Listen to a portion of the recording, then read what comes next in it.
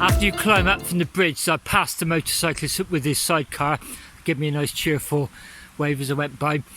You emerge on a nose-through road by a little factory, then you cross this road here, car coming by, and you carry on this way. Like I said, there's a lot of gravel on this section, heading up towards Cotswold and Stow Airport.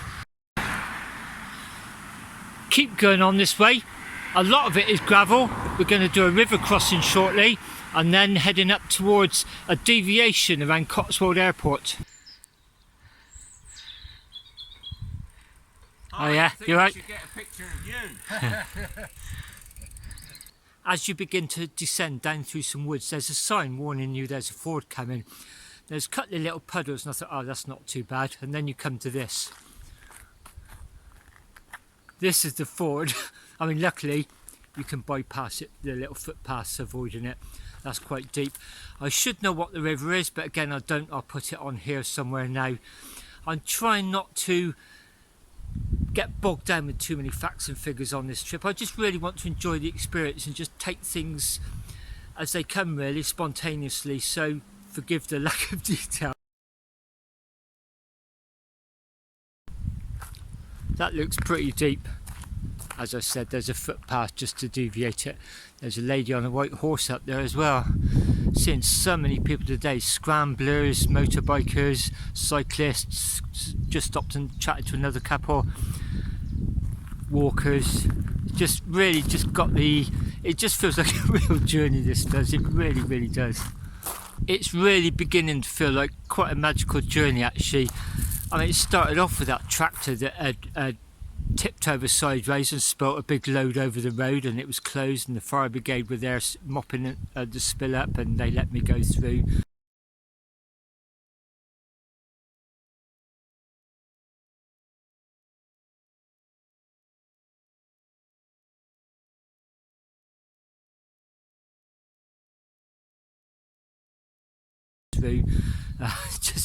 And then climbing up to Pill Hill on the first night, that was just pretty mind-blowing, to be honest. I'm going to have so many good memories, I really am, but at the moment I'm just taking things as they come, and this is pretty amazing, actually. This is just walking over a little packhorse bridge.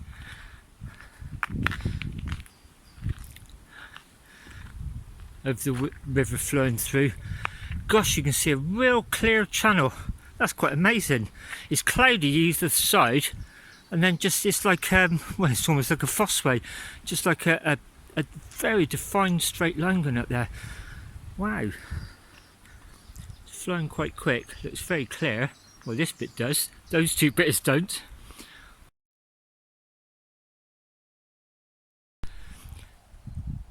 This section of Fosseway is absolutely fantastic. Ever since I crossed underneath the M4 and got that first bit of gravel, it's been pretty much off-road or very, very quiet country lanes, and it carries on like this. Met so many people along here as well, all friendly.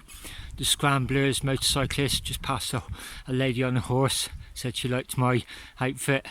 Other cyclists, I was just filming them, they stopped to have a chat, were interested in my trip. Yeah, just absolutely fantastic.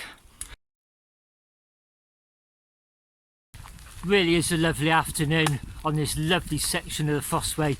I was just thinking how your perception of direction changes, because often when I'm on the road and I see gravel tracks just going off appearing to lead nowhere, you sort of think they're the ones that are deviating, whereas because I'm on this straight road following the Fosseway, all the roads that I cross and hear and see from a distance, they're all the ones that seem to be deviating off to nowhere. Really makes me think of my end-to-end that I did a couple of years back now, the alternative end-to-end. You just follow this narrow corridor right from one end of the country to the other, and it just feels your own personal property. It really does, and the Fosseway is beginning to feel like that for me now. Here's a perfect example of what I was just trying to describe. I've just come in from that track there, crossed this just a little bit of snaking road, and I continue this way. I can hear all this agricultural activity around me, but I can't see it. And that road just could be going anywhere, really. Whereas if I was on this road, these tracks would appear that they were leading nowhere. It just really does completely change your perception of direction. It really does. I'm now at the end of this what's been an amazing off-road section, mostly between Bath and Cirencester. I've just come up this way. I'm about to join this minor road. The Fosseway would go straight on there, that footpath, but I have to deviate, so let me explain why. I was wrong, this isn't the end of the gravel section, I don't think so. I've just come down that line of trees, the gravel track's behind there. I thought I was going to be sent onto the road now, but apparently, according to my GPS, I go across this field and it looks rideable. I know I've got to deviate soon, I'll explain why when I get there. I am following a straight line along here. The Fosseway actually goes over there, so this is why I've had to deviate. They've been and built Cotswold Airport right on the track of the former Fosseway.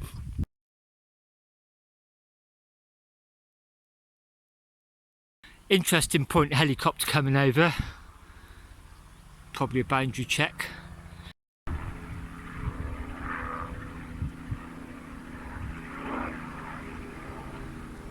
But look at all the old surplus to requirement jumbo jets. That's where British Airways have mothballed all their jumbo jets. That's not a sight you see every day, is it? This part's all new to me, so I honestly thought, I knew I had to circle around the airport. I thought I was going to go up that minor road up there, so I'm just following the GPS track. I've just emerged from those fields down this track at the gate. You probably hear I'm on the main road. I've just passed under an old railway. You may see the embankment going along there. There's the remains of an old bridge. I guess that is a victim of Mr. Beechin PhD. My track is now sending me at a right angle, very sharp straight line into Crinium, or some people call it Cirencester. I'm now at the northern side of Cotswold Airport. You can get a better view of all the jets that have been mothballed by British Airways and other airlines by the look of it.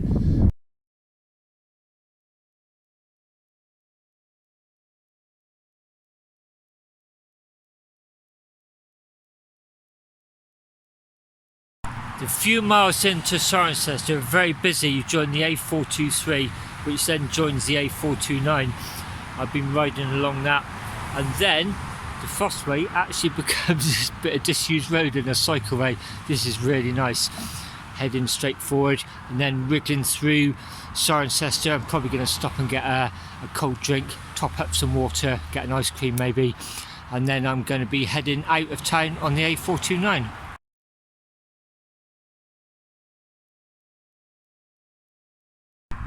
It's 3:45. I'm north of Cirencester. I'm passing the Roman villa at Yarnworth, and look at what's coming up. That's Foss Bridge. We must be going down to cross over a river valley. Look at what's coming up the other side. Zoom in to give you an idea. Oh dear.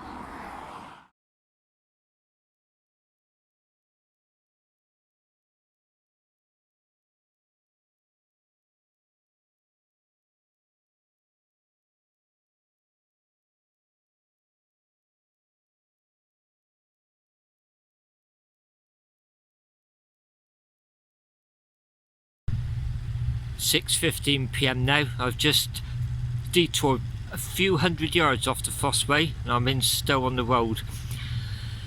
The A429 from Cirencester to here was very, very busy. I rode on pavements whenever possible, and when I had big queues of traffic behind me, I'm just happy to pull in and let them go. So it's quite slow going, quite hard as well, really, really up and down, and obviously being straight you can see everything coming, but I sort of enjoyed it because it's been a day of two halves. This morning was almost all off-road, or very, very minor roads from Bath to Cirencester, and then this afternoon, early evening, it's been really busy A-road. I'm actually just cooking my dinner in the town square and Stow on the Wold. Whether I get told off or not, I don't know. I've just got so used to all the funny comments and the funny looks. There you go, billycan under the seat on this little bit of green, catching the early evening sun. I'm using up the last of my MRE meals. I bought 10 recently for £16. So I've got pasta bolognese and chicken and mushroom pasta. So this one expires end of July 21. and that's August 21, so I'll go for that tonight, because I'm probably not going to need 2 tonight, because I've got a Wayfarer's chocolate pudding, and I've got that for breakfast in the morning, as well as some coffee.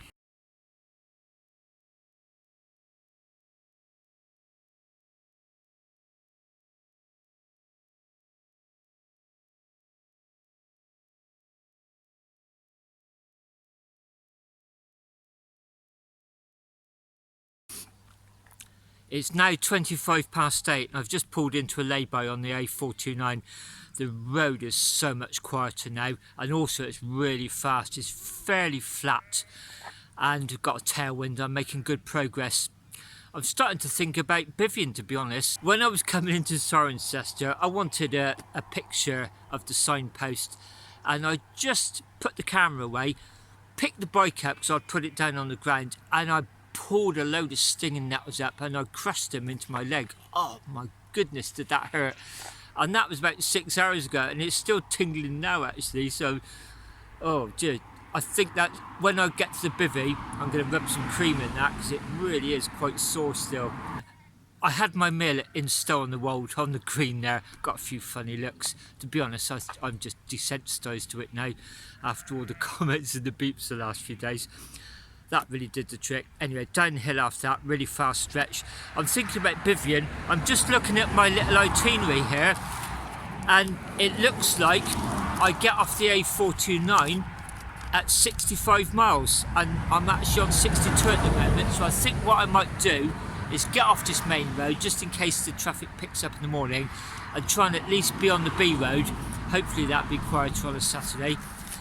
Tomorrow's plan is to try and just get to the travel lodge fairly early, have a shower, real clean, sort of straighten all my kit out, pack it a bit better, and just really relax. Maybe just veg out in front of some TV and get a couple of bottles of beer. And then on early hours of Sunday, I'm going to get up quite early. There's about 23 miles on the busy A46 towards Lincoln, and I'm going to try and do that in the very early hours of Sunday morning, so that gives you an idea of what's coming up. A few more miles along here. I'm loving this time of the evening. It really is nice. 20 to 9, but it's still very, very light. So this is the little itinerary. It's just a sheet of paper. It's just roughly how long the main roads are, when they start and finish. As you can see, A419 up to 65 miles, and as I said, I'm on 62 at the moment.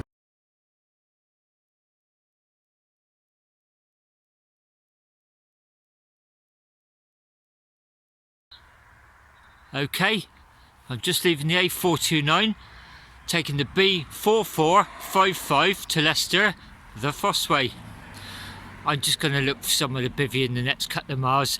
I'm just leaving the A429, it actually veers off to the right there, and I'm now on this B road. This is what I wanted to get to tonight. Got about 42 miles to go. That gives you an idea of the terrain look. So this is the B road I've just joined. It's about 5 to 9. You can see the sun setting over there. Crops in that field. There's nowhere I'm going to bivvy in crops. Right opposite, this is a nice looking field. Wander down there somewhere, get a bit away from the road. Not that far though. And get into some warm clothes, put the bivvy up and just chill out for a bit. There's my bivvy set up then, right in some long grass. So I've just trodden it down. I'll be able to kick that back up tomorrow. Haven't damaged anything. I've got the army ground sheet out. I didn't use it underneath the bivvy tonight because it's so soft, and also need to get things organised on here. There's a bike behind it, and that's the Fosseway right there, the B road. I did a quick check over there, looking over the hedge. They can't see me, but I can see them going by. Got about another 20 minutes of daylight left, I think. Does look like there might possibly be vehicles down here, which is why I've gone into the long grass. I'll be up early in the morning anyway. So get myself sorted. Might just lie here and chill out, to be honest. Been such a fantastic day. Just want to savour it to the full. It's 25 past 9 and I'm pretty set up for the night. I've got the sheet out with my priority devices charging, the on-the-go power stick, the Garmin recharging. I'll give the phone a charge overnight, and then things like the head torch and the front light can be done in the pannier tomorrow. There's a bivvy. I've got the sleeping bag out, all lofted out. I'll probably just roll that up and chuck it inside the bivvy. There is a bit of space just in the, well, it's not really a vestibule, but in the head area there is a slight porch. The other evening it's far too hot and humid to even have the door shut completely. It's a double skin door, so it's got an outer waterproof door. I unzipped that and just had the mosquito net, so there were no bugs coming in, and it was really nice. I was well ventilated. I just put a peg and a strap through the bike just in case anyone did tamper with it during the night. That would wake me up. And this is the scene I'm going to wake up to. Leicester, about 42 miles that way. In fact, I'm not going to Leicester in the morning. I'm going to Hinckley Road Travelodge. So the plan is to get about 5 or 6 miles south of Leicester, and then I'll veer off to Fosseway. I'll probably stop the Garmin there, about 3 miles over to the Travelodge. I'm hoping to get there really early and have a really nice relaxing stay, and then come back and restart the Garmin the next morning. As I said, I'm going to do it very early in the morning. I'm going to study my rough itinerary and try and work out a time actually. At the moment I'm just going to lie down on the mat and really just think about the day. It's really been a day of two halves. The first half was absolutely amazing, being off-road or on very, very minor roads. Even the A429 from Cirencester was enjoyable. It just got very, very busy around Bolton on the water, and I've pavemented it a few times whenever possible. Stopped at a garage just to have a fizzy drink, tried to let the rush hour traffic die down. That's why I pulled in to Stow on the Wold around about 6:30. Again, it's slightly off the Fosseway, only a few hundred yards.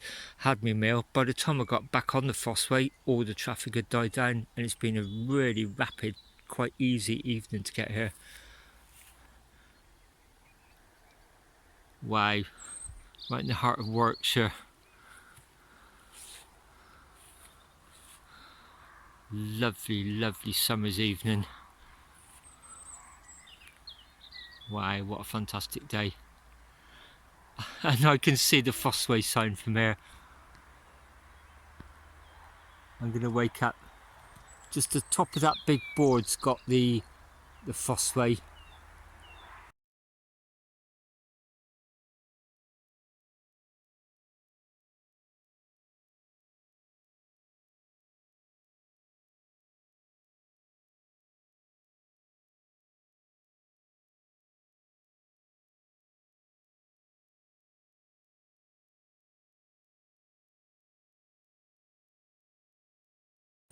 This is just about 20 feet away. You can see the ground sheet there, but you cannot see the bivvy. It's completely hidden in the tall grass. And the cars certainly can't see it. Unless some farm vehicle comes down there in the morning and spots me. But again, that ground sheet won't be there. Very unlikely. It's just gone 10 PM. I'm in the bivvy bag now. I'm looking out through the mosquito net.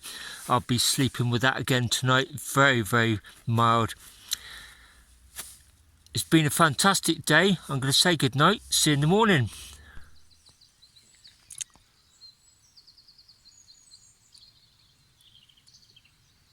Hello, good morning. It's now 5:10 in my field right next to the Fosseway on the road up to Hinckley. Slept quite well last night.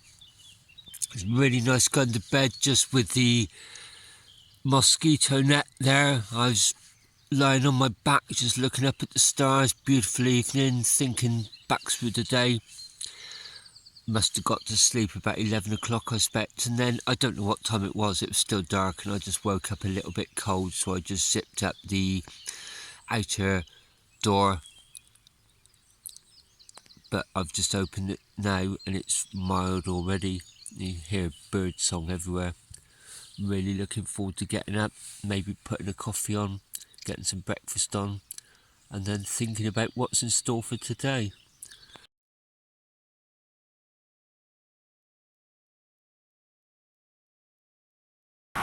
was getting quite desperate for water. I had about 250 millilitres left. I was really rationing it. And I was crossing this motorway, I saw there's some services. And as soon as I saw that right-hand turn, I'm pretty sure there'd be a service entrance into it, and there was. Water, obviously. Sandwich for later on, bottle of Pepsi, 2 bars of chocolate. Couple of ladies walkers just stopped and had a chat about the costume and all that. Told me they live around here, and they said there's a bridge that the Fosseway uses coming up that's closed, and they got a fence over it. She said she doesn't think I'll get through.